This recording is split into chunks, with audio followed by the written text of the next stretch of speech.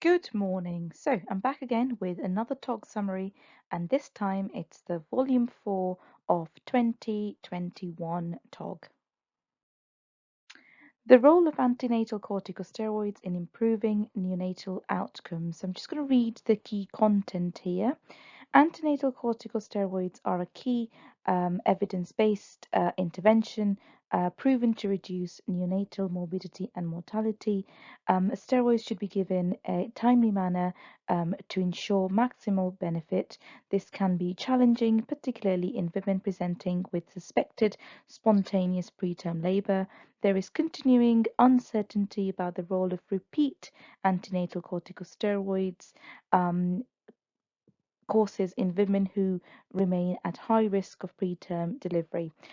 Evidence from long-term follow-up studies has yielded mixed findings. Further research is needed to determine the impact of antenatal corticosteroids on future health. So, steroids should be given at least 48 hours before birth and within the 7 days of birth. It accelerates alveolar development and maturation of type 2 pneumocytes, which are responsible for surfactant production. The glucocorticoid receptor signaling has pathways that stabilize the vascular endothelial cells, and thereby it reduces the risk of intraventricular hemorrhage after preterm birth. The steroids act on neural stem and progenitor cells, exerting anti-proliferative effects, thereby having long-term behavioral and cognitive effects. Steroids also act on the gastrointestinal tract by strengthening the intestinal barrier and preventing translocation of bacteria and bacterial toxins, thereby reducing inflammation and reducing the risk of necrotizing enterocolitis. The greatest benefit is between 18 and 36 hours prior to delivery, and there's 50% reduction in mortality. The QUIP app, which some of you may already be using in your local trust, uses a combination of gestational age, quantitative fetal fibronectin, cervical length, and prior history to quantify the individual risk to that patient of spontaneous preterm birth.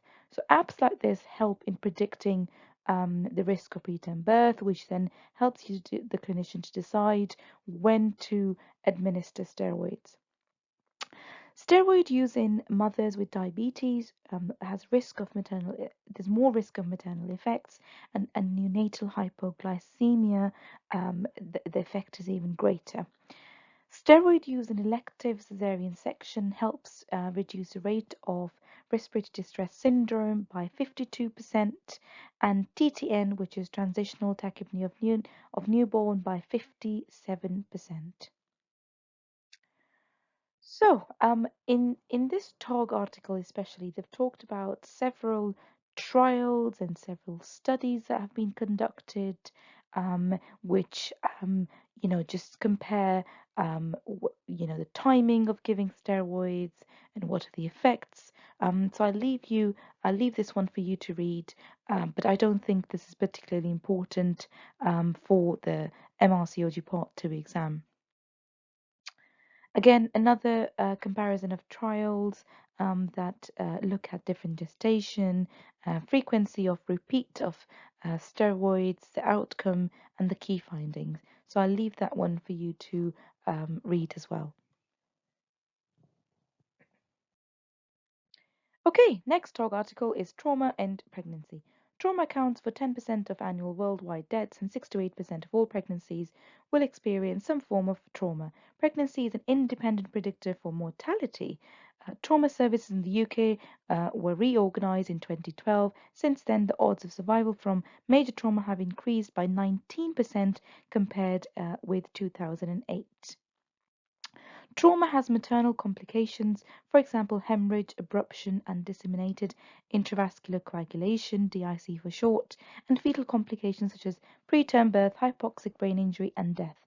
Clinicians should initiate aggressive fluid resuscitation and strongly consider the possibility of concealed blood loss.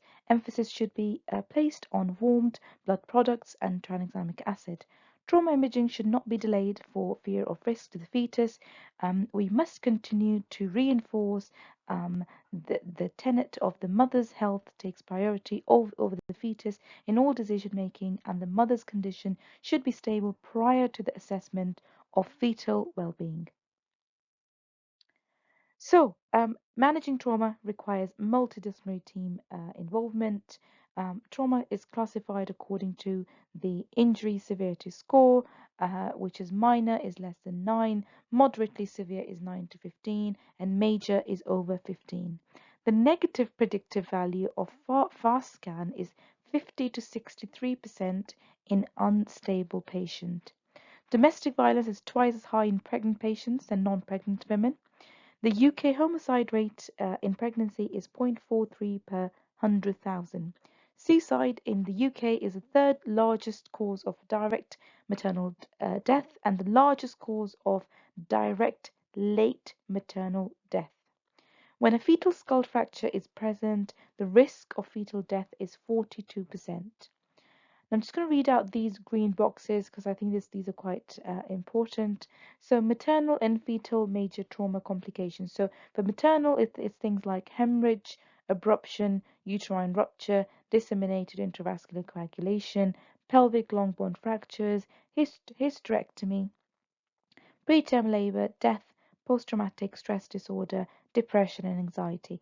For the fetus, the risks are preterm birth, hypoxic brain injury, and death. Major trauma called examples, high-speed road traffic collisions, death of an occupant in the same vehicle, fall from 2 stories or more, prolonged entrapment, assault with a weapon, crash injuries, blast injuries, pedestrian or cyclist versus vehicle, motorcycle road traffic collisions, ejection from a vehicle. So, to assess any patient, you need to follow your ABCDE approach, which I'm sure you're all very familiar with. Pregnancy just poses some extra complications. So, for example, for the airway and the cervical spine, there's increase in neck adiposity and edema, which complicates the management of airway. With breathing, because of the gravid uterus, this compresses the lung bases, thereby reducing the functional residual capacity and the actual oxygen capacity of the lungs. Circulation and hemorrhage, again, so in trauma, plasma, platelets, and red cells should be replaced in a 1:1:1 ratio. If a patient is over 20 weeks of gestation, then a perimortem, a cesarean section should be done within 4 minutes. Should be considered within 4 minutes of a witnessed collapse, and this should be achieved within the 5 minutes of starting CPR. So D is for disability and E is for exposure and environment. So checking for things like drugs or overdose on medications and things. So CTG monitoring should be done, but only after stabilizing the mother, and if it's been on for about 4 hours and there is uterine activity which shows less than 1 contraction in 10-minute period, then it can be discontinued provided there's no vaginal bleeding or abdominal pain. So fetal radiation dose ranges in CT scan. So head and neck CT, fetal radiation dose is between 0.001 to 0.01. Chest CT is 0.01 to 0.66. Abdominal CT is 1.3 to 35, and pelvic CT is 10 to 50. So that's the highest. So as we're going down, which makes sense, so down the body, the greater the risk of radiation to the fetus. The third TOG article is Adrenal Disease and Pregnancy and Overview. Although uncommon, adrenal disorders in pregnancy are associated with severe complications, especially if undiagnosed or poorly managed. Some women are on long-term steroids, especially those known to have adrenal insufficiency that suppress endogenous adrenal function. Under stress, this can become insufficient, particularly around labor and the puerperium period.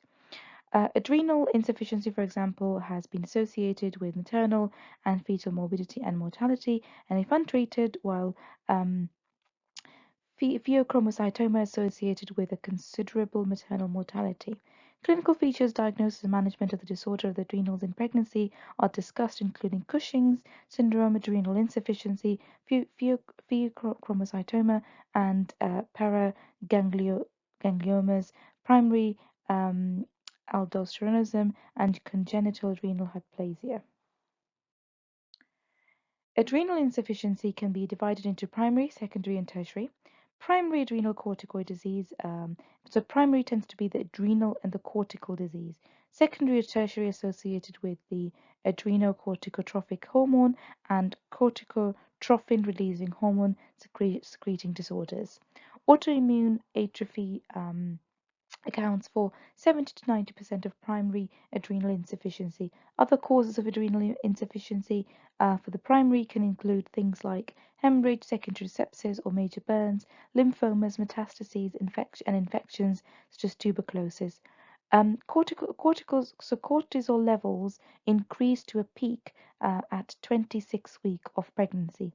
Estrogen increases the production of corticosteroid binding globulin.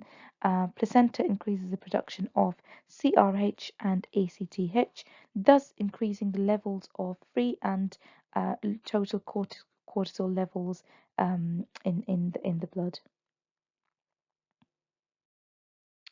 Renin increases fourfold in the first 8 weeks of gestation and by sevenfold in the third trimester, while aldosterone levels increase 3 to 8-fold in the first and second trimester and plateau in the third trimester. So this is just a diagram that shows what we've previously said. So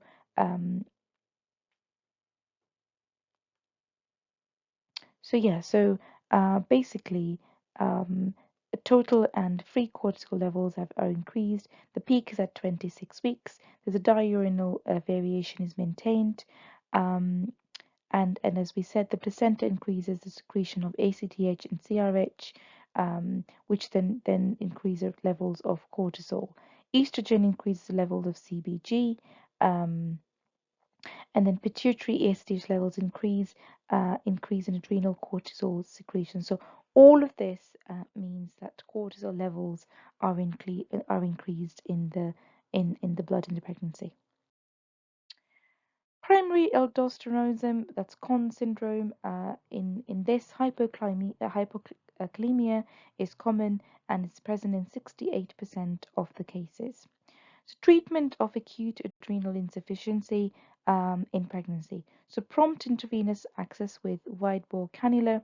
Take blood samples for serum electrolytes, glucose, adrenocorticotrophic hormone (ACTH), and cortisol. Administer 2 to 3 liters of 0.9% saline or 5% dextrose saline and titrate rate based on urine output and improvement of shock. Give intravenous hydrocortisone 100 milligrams, administer 6 to 8 hourly or a continuous infusion of 2 to 300 milligrams in 24-hour period. Monitor vital signs using the modified obstetric early warning scores parameters. Search for the cause of adrenal crisis and treat appropriately. Fetal assessment and monitoring depending on gestation. Taper intravenous hydrocortisone over 1 to 3 days as the patient recovers and start oral replacement therapy. So the sick day rules are always wear a medical alert bracelet or necklace, double the dose of oral glucocorticosteroids in case of fever or illness requiring bed rest, provide IM hydrocortisone for self-administration in cases of gastroenteritis or during fasting. So, management of glucocorticoid and mineralocorticoid during delivery and postnatally. So, number 1, delivery day, give 200 milligrams per day of hydrocortisone in divided doses IV or oral. Hold fludrocortisone. Number 2, day 1 postnatal, give 100 milligrams a day of hydrocortisone in divided doses, IV or oral, and hold fludrocortisone. Number 3 is day 2 postnatal, give 50 milligrams a day of hydrocortisone in divided doses, IV or oral. So you can see how that's coming down from 200 to 100 to 50. And number 4, discharge of hydrocortisone 30 to 35 milligrams per day. Restart fludrocortisone dose. Arrange follow-up in endocrine clinic. Dose of hydrocortisone could be brought down to pre-pregnancy levels. Dose of fludrocortisone could be adjusted. Encourage breastfeeding. So this is just a very useful flowchart showing what cholesterol can be converted into and how. It's a favorite part 1 question, but I'll just give you a few minutes just to look at this diagram for yourself and see if it makes any sense to you, and also if you can recall anything that you remember from your part 1 revision.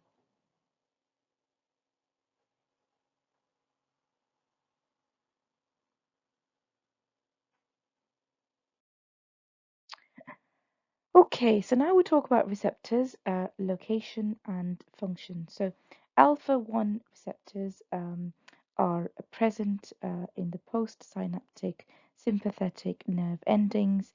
Function is stimulation leads to vascular smooth muscle contraction, vasoconstriction, and elevated blood pressure. Alpha 2 receptors are present in the presynaptic sympathetic nerve ending. Stimulation inhibits norepinephrine release, suppresses the sympathetic nervous system, and reduces the blood pressure. The beta 1 receptor is mostly present in the heart. Stimulation causes positive inotropic and chronotropic effects on the heart, increases renin secretion in the kidneys, and lipolysis in the adipocytes. The beta 2 receptors are present in the bronchial, vascular, and uterine smooth muscles. Stimulation causes positive inotropic and chronotropic effects on the heart, increased renin secretion in the kidney, and lipolysis in the adipocytes. The beta 3 receptors are present in the adipose tissue, and it regulates energy expenditure and lipolysis. The D1 are present in cerebral, renal, and mesenteric and coronary vasculature. Stimulation causes vasodilation in these vascular beds. D2 is presynaptic sympathetic nerve endings, sympathetic ganglia, and the brain. Stimulation of D2 receptors in these locations inhibits the release of noradrenaline, inhibits ganglionic transmission, and inhibits prolactin release, respectively. Fourth TOG article is peripartum cardiomyopathy. The increasing incidence of peripartum cardiomyopathy is associated with advancing maternal age, multiple gestation, obesity, and increasing awareness of the implications of the disease. A two-hit model of pathogenesis has been proposed, wherein a vascular insult in secondary to hormonal effects of advanced pregnancy prompt cardiomyopathy changes in women with underlying genetic predisposition. The emphasis should be on making a diagnosis and not simply excluding a diagnosis. Early involvement of a multidisciplinary team and senior clinicians is imperative in managing these women effectively. Newer pharmacotherapeutic agents to treat peripartum cardiomyopathy lack adequate evidence, making their use experimental. Cardiovascular disease is still the leading cause of direct death, which is 1/3 of these tend to be the cardiomyopathy. Idiopathic cardiomyopathy leads to heart failure secondary to left ventricular systolic dysfunction towards the end of pregnancy or up to 6 months following delivery, where no other cause of heart failure is found. The left ventricle may not be dilated, but the ejection fraction is always reduced to below 45%. It's common in Afro-Caribbean and have a poor prognosis. Other risk factors include multiparity, multiple gestation, obesity, chronic hypertension, preeclampsia, and advanced maternal age. Diagnostic approach for peripartum cardiomyopathy. Symptoms of heart failure, so dyspnea, orthopnea, paroxysmal nocturnal dyspnea, pedal edema, unexplained cough, particularly when lying down, or which produces frothy pink sputum, dizziness, palpitations, fatigue, chest pain, abdominal discomfort. Initial evaluation requires history taking, known congenital acquired heart disease, query family history of ischemia, non-ischemic heart failure. Physical examination requires to know the tachypnea, to look for tachypnea, tachycardia, peripheral edema, jugular vein distension. Electrocardiogram, so no specific pattern is seen, but may rule out ischemic or thromboembolic cause. Blood test, hemoglobin level, CRP, white cell count, BNP, troponin T levels, blood gas analysis if the patient is unstable. Electrocardiography, crucial in diagnosing the peripartum cardiomyopathy, and left ventricular ejection fraction of less than 45%. Ventricles may or may not be dilated. Other investigations are chest X-ray, cardiac, magnetic resonance imaging, and rarely endomyocardial biopsy. So this table just looks at the differential diagnosis of somebody presenting with peripartum cardiomyopathy, and it goes through the distinguishing features of the particular condition, along with any investigations that can help you rule a condition in or out. Some of the differential diagnoses that they've talked about is benign dyspnea of pregnancy, arrhythmias, amniotic fluid embolism, asthma, pre-existing IDC, and HIV cardiomyopathy, pre-existing valvular heart disease, hypertensive heart disease, cardiac dysfunction secondary to ischemia, and pulmonary embolism. Again, I'll give you a few minutes just to look over this slide for you in your own time.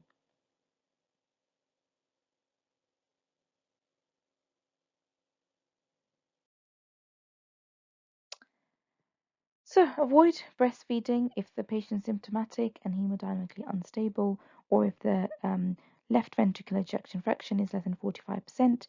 In women who have had recovery, 50 to 80% of left ventricular function in more than 50% of patients will return back to what it was. It might take about 6 months, although 20% may have a further relapse. Overall mortality rate is about 10%.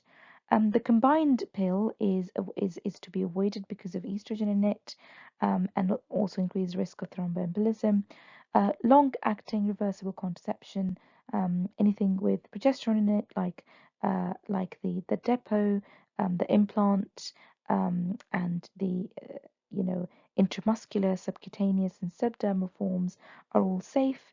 Sterilization options include the vasectomy and the tubal ligation. The checklist for the management of acute heart failure caused by peripartum cardiomyopathy, multidisciplinary team approach to managing women with peripartum cardiomyopathy, avoidance of heart failure drugs with teratogenic risks during pregnancy and breastfeeding, for example, ACE inhibitors, angiotensin receptor blockers, mineralocorticoid receptor antagonists, consideration of bromocriptine 2.5 milligrams twice daily for 2 weeks, followed by 2.5 milligrams per day for 6 weeks, anticoagulation with low molecular weight heparin, especially in women with left ventricular ejection fraction less than 35%, and or those women being treated with bromocriptine. In the case of cardiogenic shock, consideration of levosimendan 0.1 micrograms per kg per minute for 24 hours instead of catecholamines is first-line inotropic drug. Early transfer to a specialist care center with evaluation for mechanical circulatory support when necessary.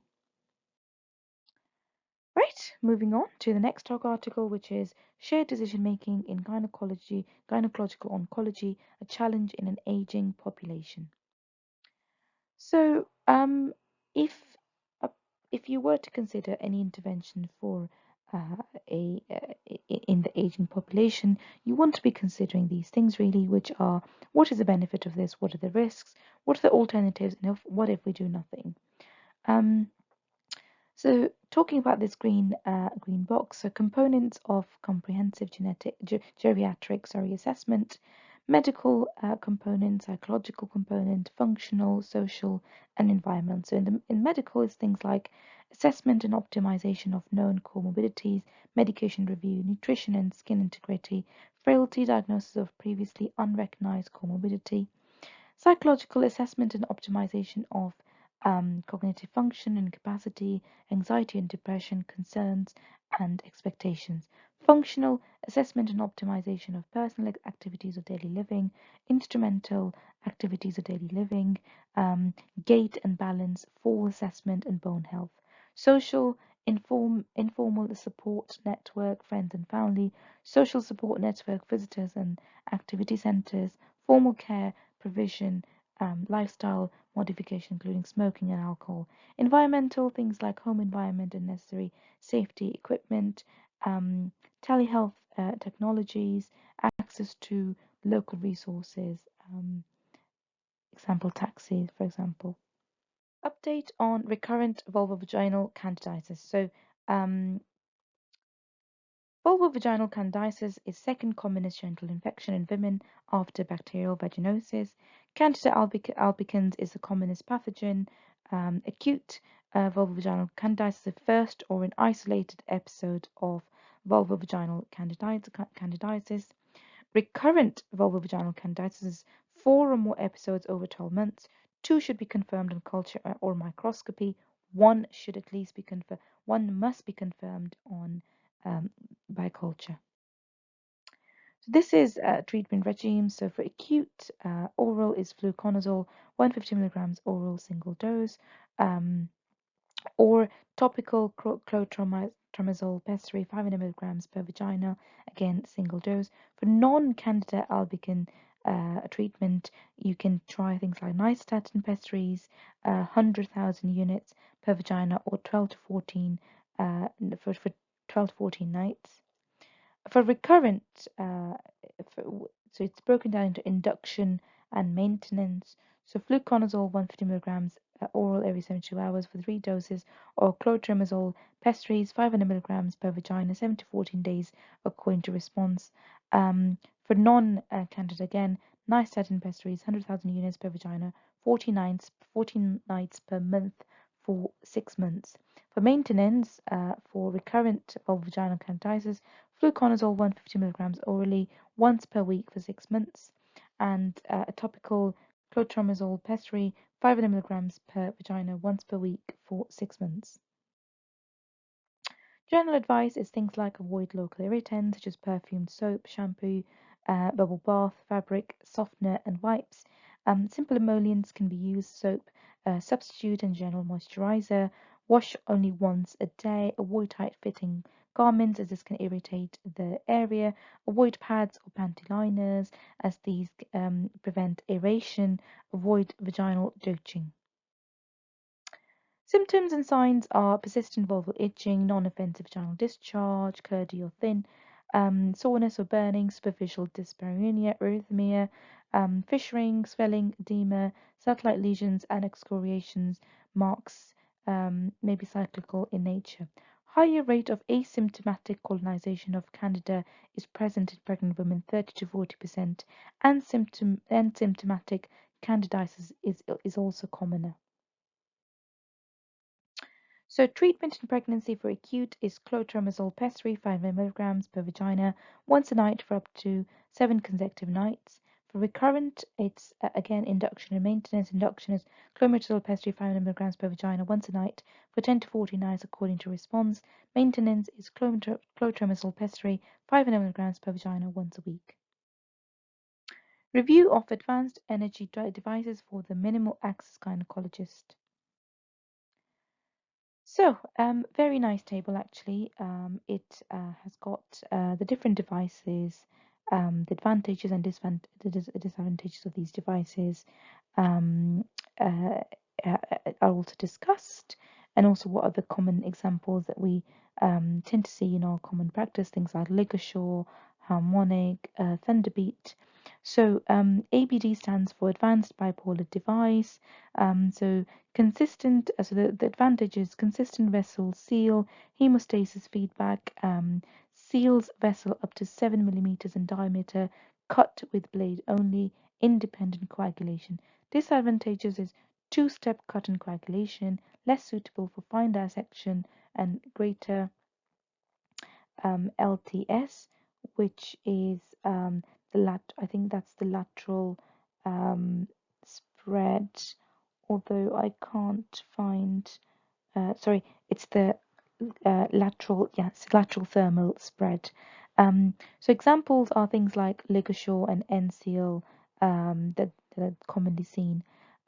So the next one is UD, which is basically ultrasonic device. So it helps with fine dissection, hemostasis, feedback, um, radiofrequency energy, avoids neuromuscular activation, reduces surgical plume, that's smoke, reduces lateral thermal spread versus the reduced lateral thermal spread compared to the ABD device. Disadvantages are less reliable seal for vessels greater than 5 millimeters in diameter, residual heat, and this is things like the harmonic.